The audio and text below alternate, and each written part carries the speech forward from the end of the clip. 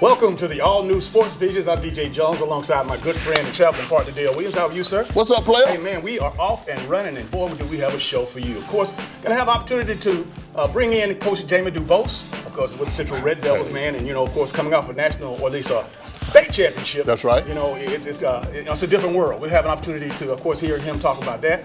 Sat down with Coach Tommy Robinson. Of course, you know him from right here, from Phoenix City, Alabama, by way of Central and Troy. He is, of course, the running back coach and assistant head coach at LSU. We'll have opportunity to hear from him. He gave us some serious insight. That's the deal, DJ, and really All-Star Weekend, DJ, is this week, and really the Atlanta Braves are the hottest team in baseball. Got a lot to talk about those guys right there and a whole lot more. Coming up next on Sports Visions.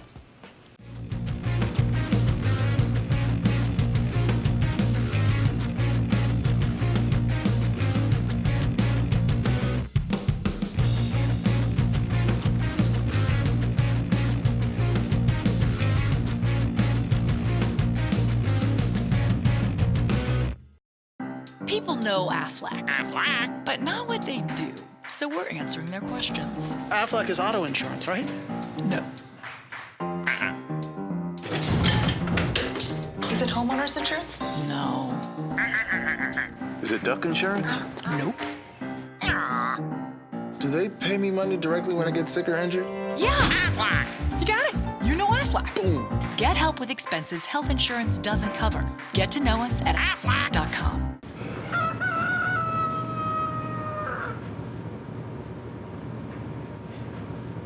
Honey, what are you doing? Watching a cow. Oh, what's it doing? Impressions.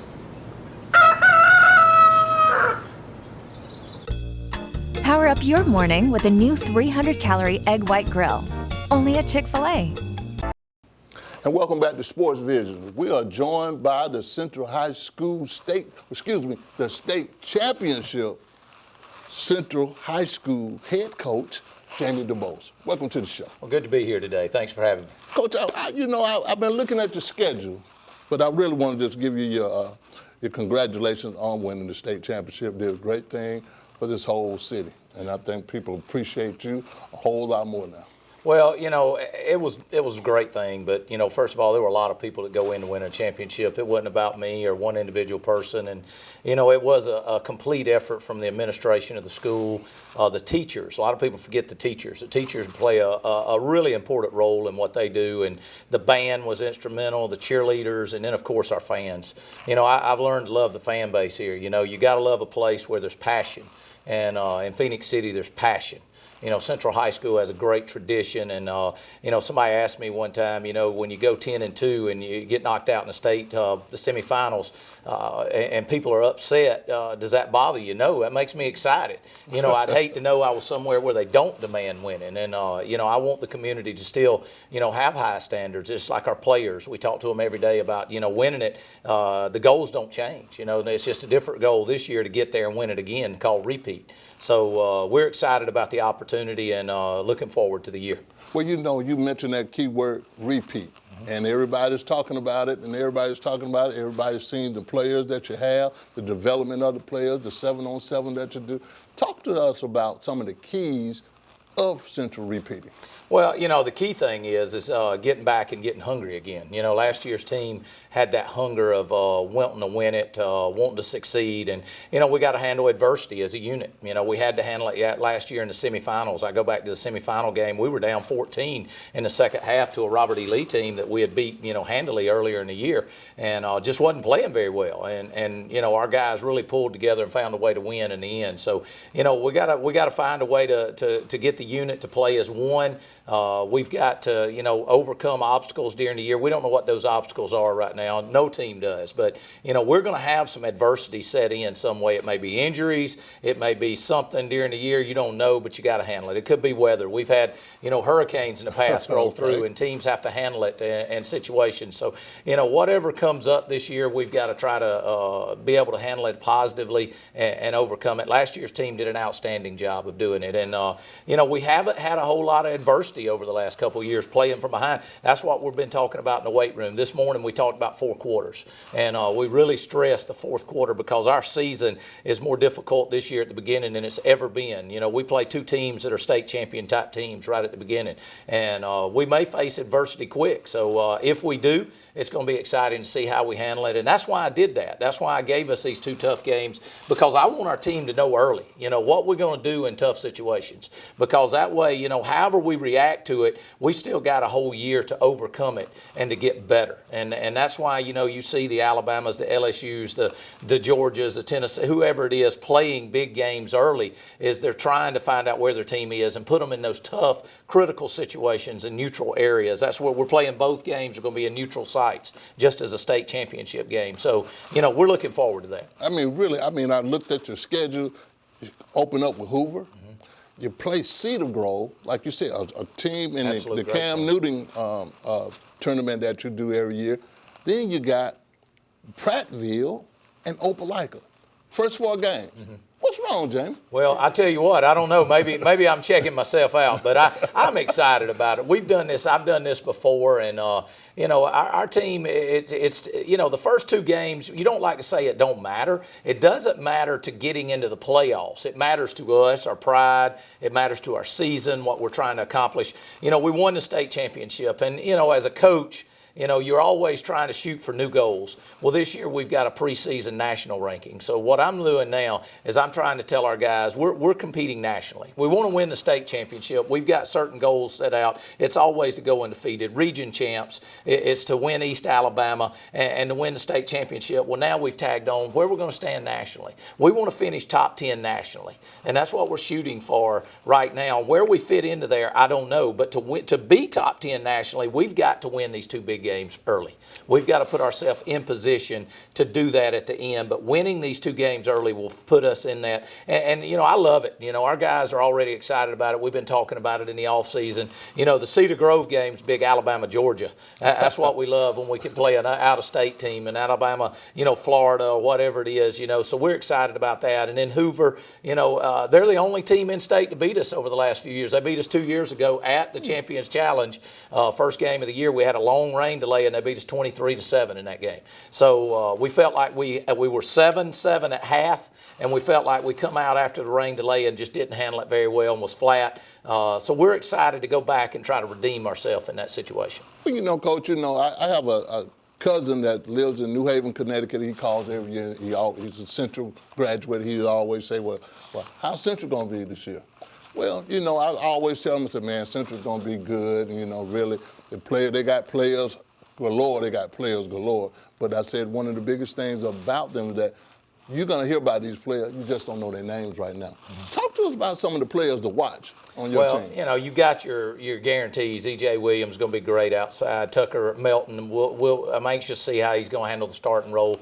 Trey Miles is a new name at quarterback. He's going to be that second guy at quarterback. I'm going to play too. If you're at Central and you can play, you're going to play. He's going to get a lot of playing time, and he's a great quarterback too. That's a new name. Zion Morris behind Joseph McKay. Everybody knows Joseph McKay. Yeah. He's a beast, and very excited he's a part of our team. But behind him is Zion Morris and Dexter Wright, 2 running backs that, we're one running back system, but you can ask any running back coach, you're going to have 2 to 3 of them to be able to compete at the level we're going to compete at. So, they're going to take a pounding during the year. Robert Marsh is a name that's kind of been around, but, man, he's been our leader in the offseason. He is a dynamite firecracker of a 5'7" guy. He may be the best 5'7" guy in the country, I like to say. Wow. But he's exciting to watch. And, Trey Alexander, Peter Parrish outside. Not Peter Parrish. I wish we had him back. He's gone. Peter Jakes outside, but Peter Jakes is going to be an unbelievable outside wide receiver. Jackson Meeks. Up front, you got the 2 big ones. You got Josh Jones and Javion Cohen, but Mason Cook, a new guy in for us that's got about 12, 13 off for 6'4", 280. Good-looking kid. Like him a lot. Carell Daniel and a young sophomore. I've only had 3 sophomores play for me as a coach, and I've only had 2 O-linemen. This is the second one. Francisca Rancillo. Zico or something like that. I wish I could. So we call him Francis. But he's an outstanding sophomore offensive lineman, going to be real special. Excited to see him. On defense, you got P.J. Ramsey, who is back with us, Mike Harris, who's back with us. Terrell Gordon's going to be a great safety back there in the secondary that joined us. We're kind of at corner. We're wondering right now. We got a kind of a by committee session going on, so we don't have good competition going on right now, but we're working toward that. Jaden Richardson at linebacker. Up front, you got B.J. Randolph, you got Vontavious Maddox, you got Byron Jenkins. There's just a ton of names. You know we're going to play a lot of people. You know, when people come watch us play, we roll 9 D linemen.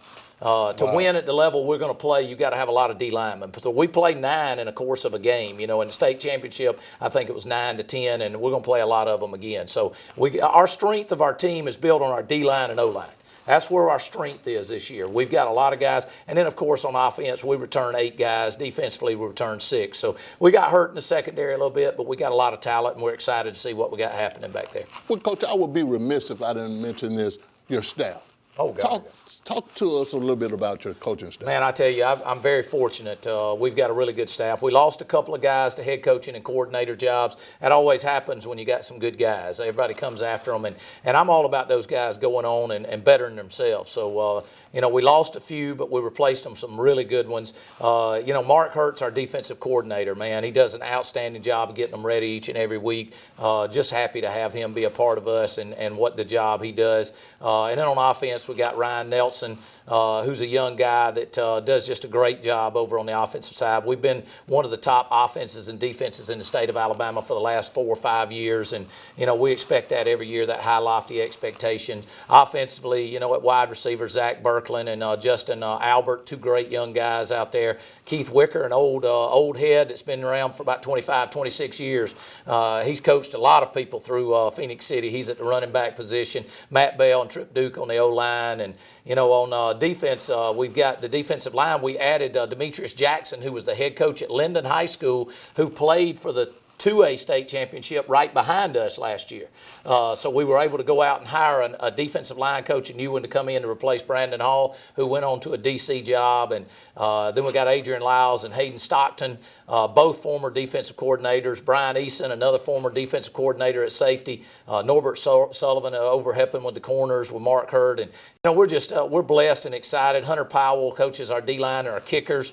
As I called off all those names, it takes an army, man. When we got an army, we've got 141 right now, 10 through 12. That's right now on the roster, ready to go and doing what they're supposed to do every day. And you know, it takes guys to coach them to be able to do that because we're high rep, high intensity, and you know, our administration. My hat's off to our board and everybody who gives us the opportunity to have the guys out there to coach them. All right. Well, thanks, Coach. All right. We appreciate your time. And Central High School head football coach Jamie Dubose. We'll be right back. This is Sports Visions. Smoke in the sky and fire in the air.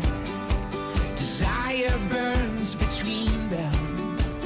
Lead your way, sing your song.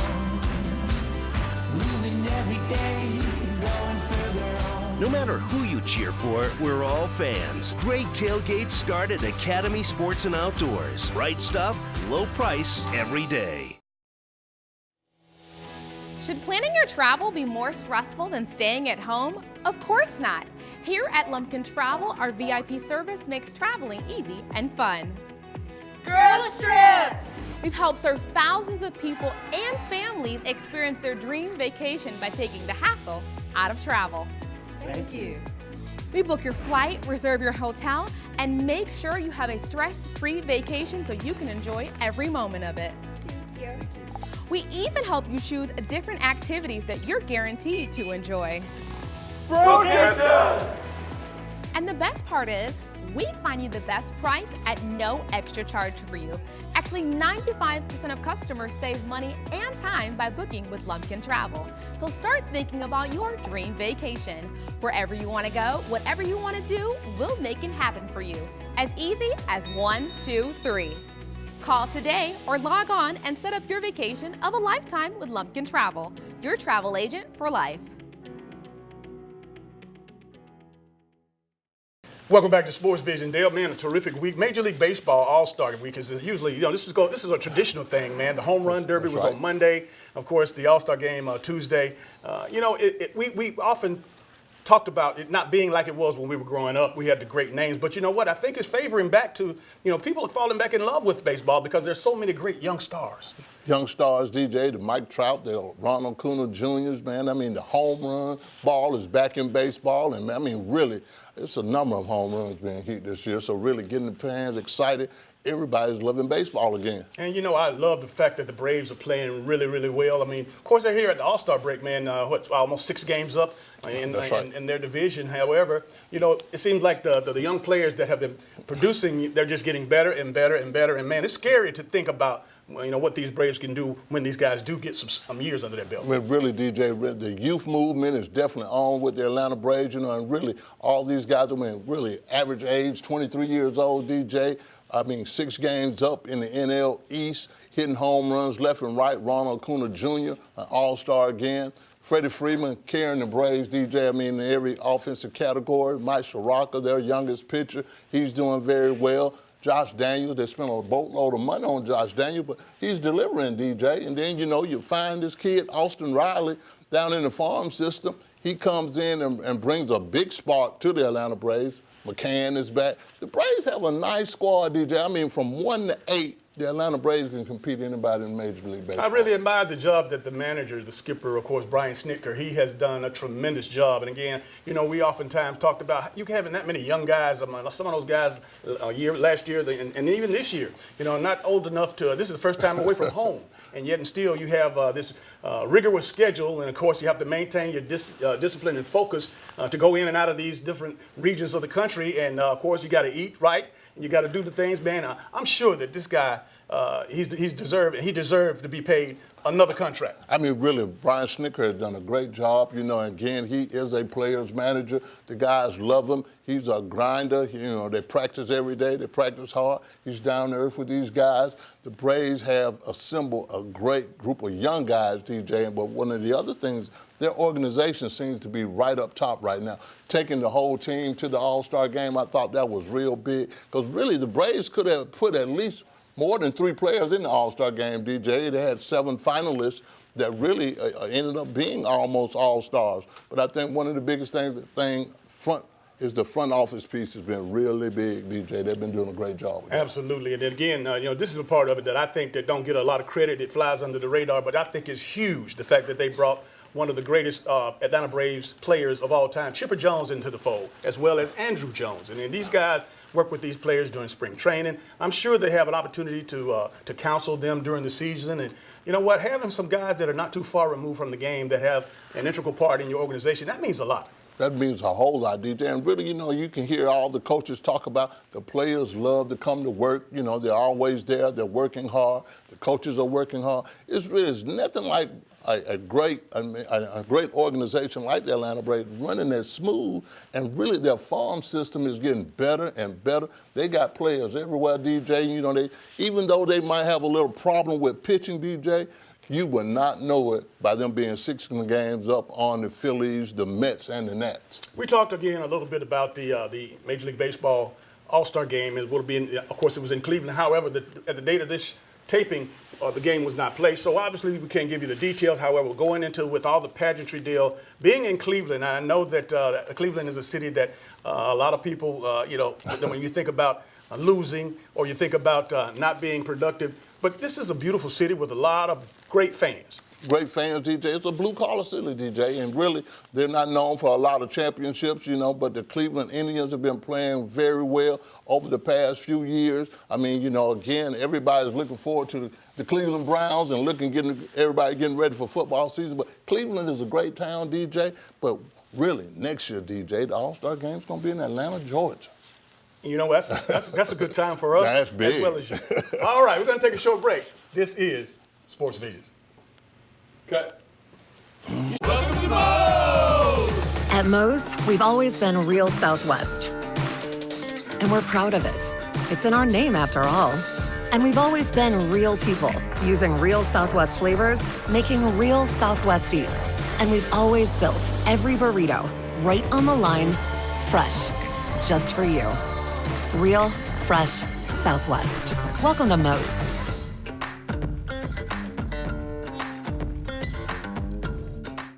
Elevate the way you celebrate at Sky Zone. Have a party unlike any other. More laughs, more freedom, more action. This day belongs to you. It's your party, your way. Only at Sky Zone.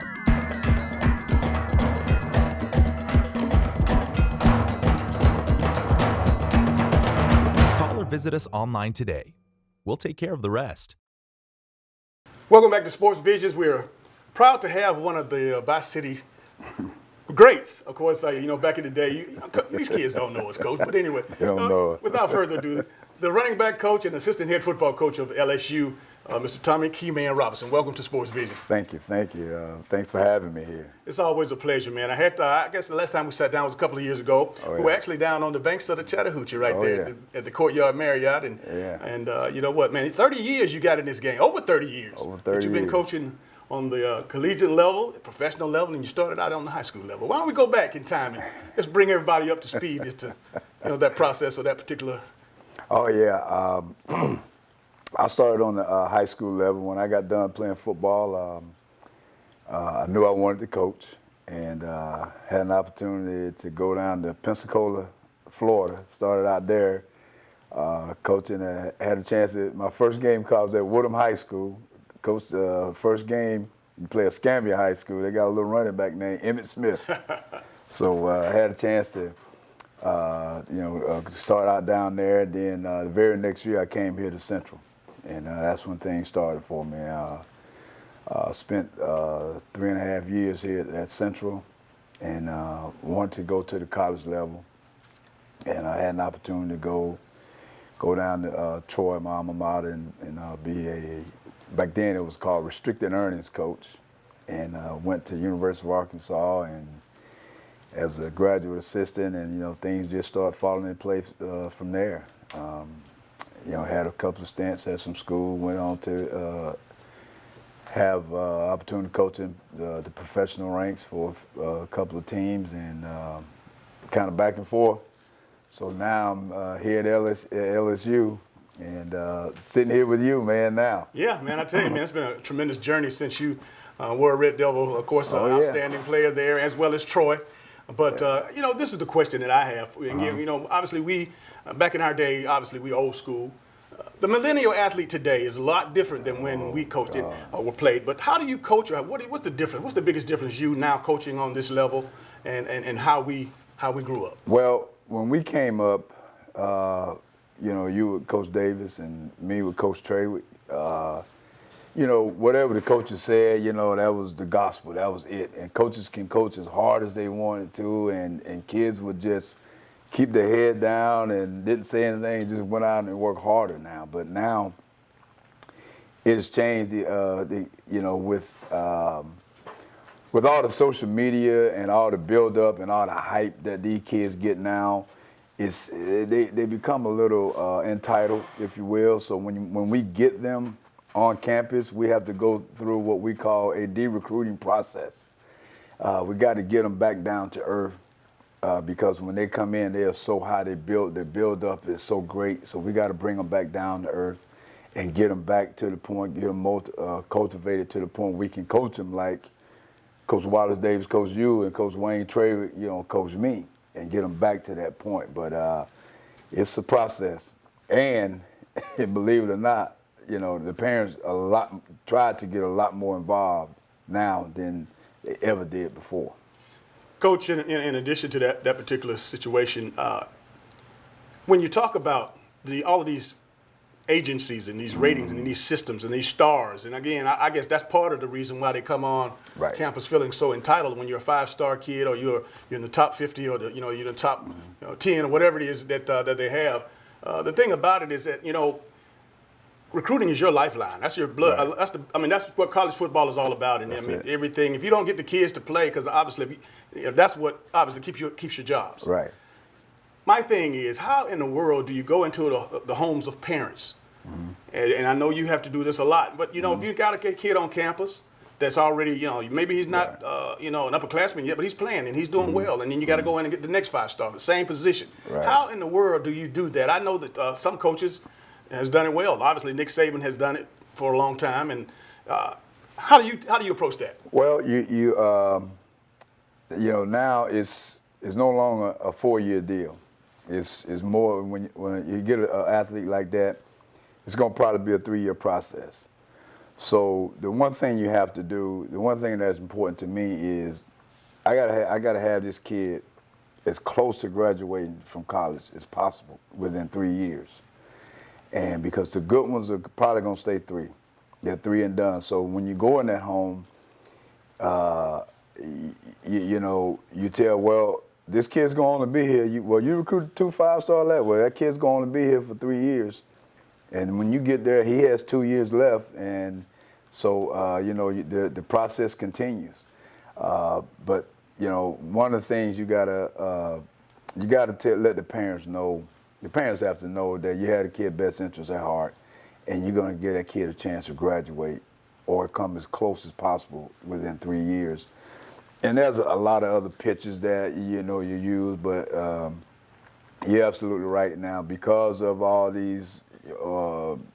Organization, all these recruiting companies is blown recruiting up so much right now, and we have to deflate all of that when we go into those homes.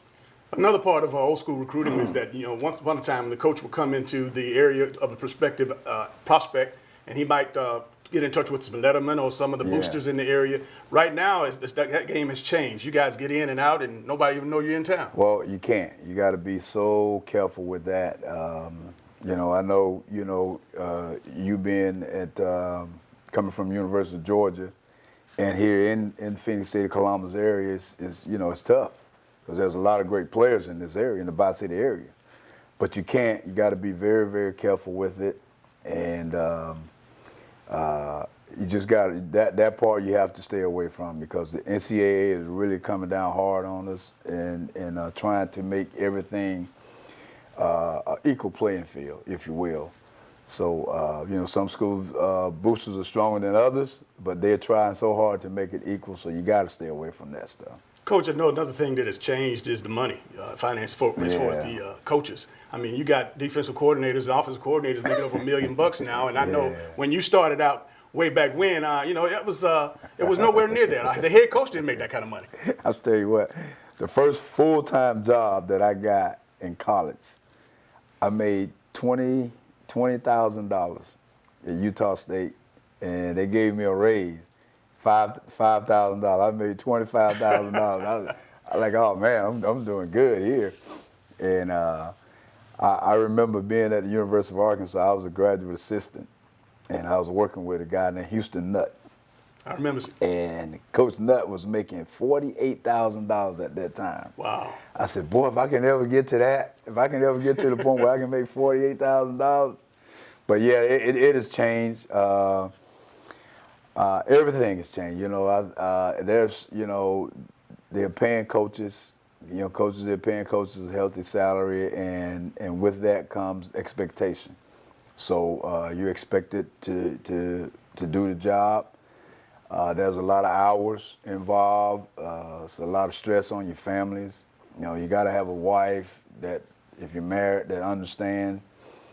And there are times when sometimes you sacrifice some time with your kids, and all that comes into play. So you have to ask yourself, is this what I want to do? Because there's going to be a lot of time involved. They compensate you, but still there is a quality of life that you still try to have, along with all the time and effort that goes into being a college coach. You coached in the NFL as well as you're at LSU now. What's the biggest difference? You hear a lot of different things, but you've been there, you've done that. What's the biggest difference between college and professional? Recruiting. Okay. No bar. Recruiting, because football is football. We run the same plays. We teach the same thing. I don't coach running backs any different in college than I did in the National Football League. But recruiting, we can go out and we can go draft a kid in And in the NFL, we can, evaluate kids. Evaluation is still the same. Evaluate a kid and say, hey, look, we need to take this kid in the first round, this kid in the second round, what have you. But, and we get it done. If we don't get that kid, we get the next kid. And we can do that over the course of a weekend. But in college, recruiting is 365 days a year. It never stops, it never ends. And recruiting has become so intense now that if you're not looking at 10th graders, you're almost behind in the game. If you don't know what's going on, especially a kid going into his junior season, you got to know. So it never stops, and it's so intense, and it's very, very, very competitive. So you got to keep finding a little edge. Coach, you mentioned earlier that social media is a big part of this millennial class and these kids in recruiting. Obviously, I see where you guys have to, you have to Instagram and text and. Oh yeah. And I mean, how do you guys manage all of that? It's tough. It's hard because you have to manage your social media, the aspect of it, because that's where the kids are. The phone conversations are still still good, but the kids would rather text than talk. And like most young kids nowadays, that's how they are. But so social media and communicating with those kids is totally different than it was, when we was coming along. So that's a huge part of it, and it's new to me because I'm not a big social media guy, but that's part of it. Coach, lastly, I want to ask you again, obviously these people that are watching this show right now, they have no idea. You mentioned recruiting is 365 days of the year, so it's just everything about college football. Give them an idea of what your schedule is like from the start to the finish. I mean, you got a couple of weeks and you're here in town now because this is a short period of time that you have to relax with your family. The NCAA gave us this time. But let me explain that to you. Okay, when we'll go back here and we'll get started here in July, end of July. And when that period starts, we're going into our season. Mm-hmm. The season is every day, is 7 days a week. And you're preparing to win games. We got to line up, and we're in the SEC West, which every game is a high-level competition game. Those days are probably anywhere from 15, sometime maybe 18-hour days. Okay, and then you go through the season. Hopefully, we want to play for a national title, which is in January. If not, then you want to play at a New Year's Six Bowl. Then you'll go through that. So from July to January, it's 7 days a week. And then after that, recruiting, really, really, really kicks in. In the midst of all that, you got signing day in December, and then you got another signing day coming in February. And after February, it starts all over again. It starts your junior days, and then you go right into spring football. So it never stops. And spring football spilled into spring recruiting. And then now we can have official visits during the spring. So it's just you're juggling a lot of balls in all those situations. You got spring football going on, you got spring recruiting, and you got official visits at the same time. So you're juggling a lot. And then when spring recruiting is over, camp season starts. Now we did 10 camps last year. Wow. So it just never stops. Well, Coach, we certainly appreciate that you were able to fit us in here, man. And man. Again, that was a lot of good information. I know that the community would be really appreciative of all that information. We'll take a short break. This is Sports Visions. Kingdom Plug presents HBCU Culture Weekend and the Battle of the Bands at Serene Stadium in Greenville, South Carolina. The Fan Fest begins Friday, August 23rd, featuring the hottest HBCU step show and live concert with Jacqueline Carr and special guest Bernard Williams. Saturday, August 24th, the Fan Fest continues with the block party and college and career fair, followed by the main event, the HBCU Culture Battle of the Bands, featuring South Carolina State, Benedict College, Fort Valley State, Alabama State, Talladega College, and North Carolina A&T. Showtimes at 6:30 p.m. For $20 early bird tickets and hotel info, go to hbcuculture.com. Let's do it for the culture. Hello, everybody. I'm DJ Jones. You might know me from my athletic career at Carver High School at the University of Georgia or my sports broadcasting career. I know a lot of people But when it comes to an attorney I trust, I call Forrest B. Johnson. I'm Forrest Johnson of Forrest B. Johnson and Associates. And I want to let you know how proud we are to be a part of your community, a part of the Columbus community and the Phoenix, Alabama community. Consider us first. When you or any member of your family has been involved in an automobile accident, remember, car wreck, get a check. Call now, 706-223-5380. Dale, the NBA free agency, man, we talked about this last week, but this has to be, obviously, one of the most productive or one of the greatest as far as talent available that I know it's in my lifetime. Well, I know it probably was the most expensive, DJ, but I think really just talent-wise, like you said, I mean, talent was everywhere. You know, to see Kawhi Leonard finally go to the LA Clippers, DJ, I feel kind of some kind of way about it. But then, you know, again, putting all these big multiple teams together, that's something that we have discussed at another time. But really, I think the Kawhi Leonard piece is going to be big for the LA Clippers. It's going to be huge, but also holding OKC hostage by getting Paul George over there. Now, that was the coup. Yeah. And again, just a lot of manipulating and a lot of negotiating and a lot of things that went on, man, behind the scenes that people never saw coming. Now, I mean, really, DJ, and then you kind of wonder, who's running the team, DJ? Who is actually assembling all these teams? You know, you got players now saying that I want Joe Blow to play with me. I want this guy to play with me also. I mean, really, it is interesting to see how this thing is going to pan out. But one thing I do know, it's going to be definitely some parity in the NBA. Nobody's going to have a dominating team. It's just going to be real interesting. But really, with the Lakers, the Clippers, it's going to be interesting. Well, regardless of how it turns out, I like the fact that the power is in the hands of the players. I mean, obviously, when you talk about, the product, people are coming and filling these doggone arenas up because of the players, not because of the front office, not because of the coach, and not because of the owner. And, by having, the power and the money, I feel a certain type of way as well because the NFL, we're so far from that particular part of it. I mean, when you talk about revenue sharing and it's just a tremendous day for me to see the players have that opportunity. Coming up real soon here, though, the NFL players are going to have an opportunity to come back to the table. But I don't think they'll ever get to the point where the NBA and the players and their opportunities to negotiate and go in and demand and command all this respect that they have. But again, I like to see the turnover. I like the fact that some of these guys are going into the markets. Again, Brooklyn with Durant and Irving. Durant, everybody keeps saying Durant, but it's a redshirt year. He's done. He's not going to play at all next year. And hopefully Kyrie will be able to maintain and stay at the same level he is so that if, in fact, Durant does come back like we expect him to, we can really see what kind of movement they can have or what kind of change they can make in Brooklyn. Well, really, the Brooklyn piece has been big, just for an organizational standpoint. You get all these players in, you get KD, you get Kyrie Irving in there, you get DeAndre Jordan in there, you get all these guys in there, DJ, and really you start seeing the influence of that super agent.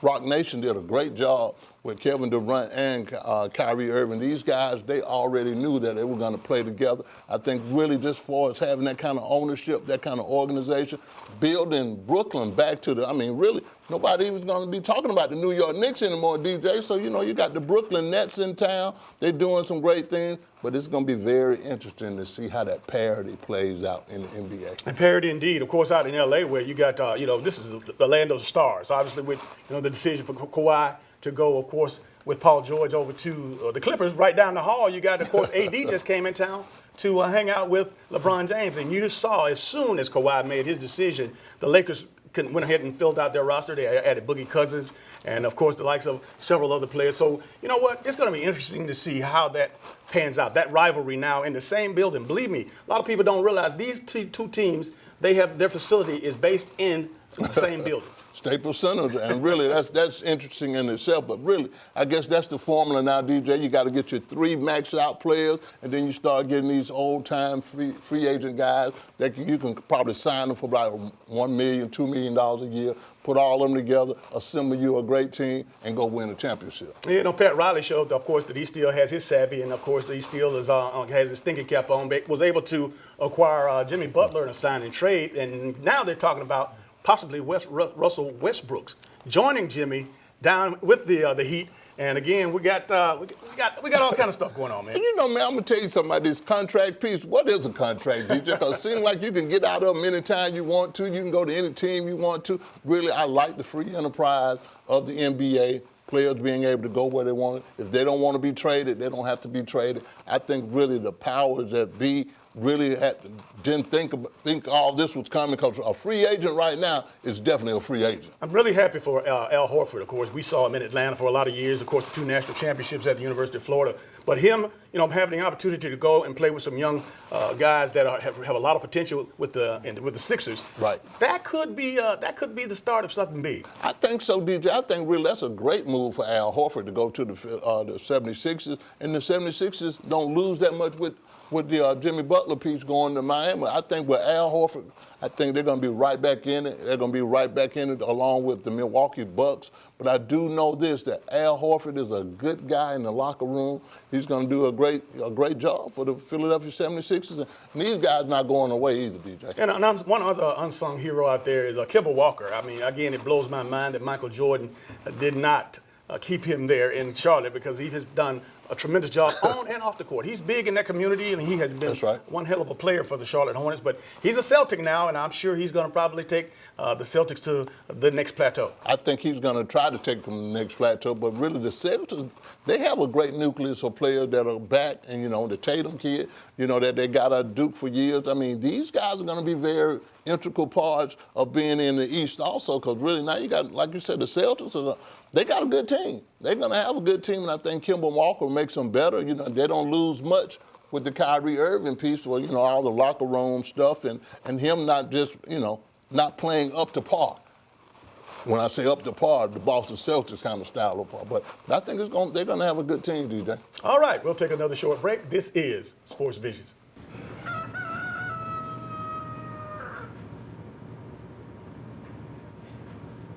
Honey, what are you doing? Watching a cow. Oh, what's it doing? Impressions.